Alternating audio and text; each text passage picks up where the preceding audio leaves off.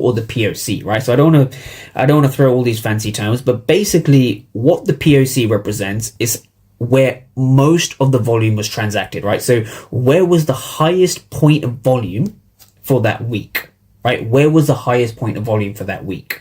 And so the reason the volume profile is so important is because it shows you where you want to be trading from and where the price is most likely to gravitate towards. So just taking that logical extension over to the next day. So what we can see here is here. So this is now Monday, the 15th. And so we can see obviously the week has started again. So if we just take a look at where the previous week's POC was, so that was 69.26, this red line over here. This was the previous week's POC.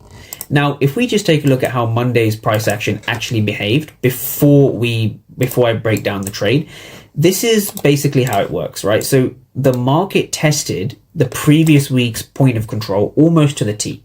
Now, it doesn't always work out like this, but using the volume profiles gives you a massive edge on where the markets are going to, or where the markets are likely to react from.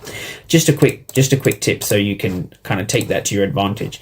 Now, the next thing is using it for the daily market profile. It does the same sort of thing, right? So if we just kind of let that play out, you can look at previous days, keep old market profiles too. So you can see here, each market profile represents the previous day's volume.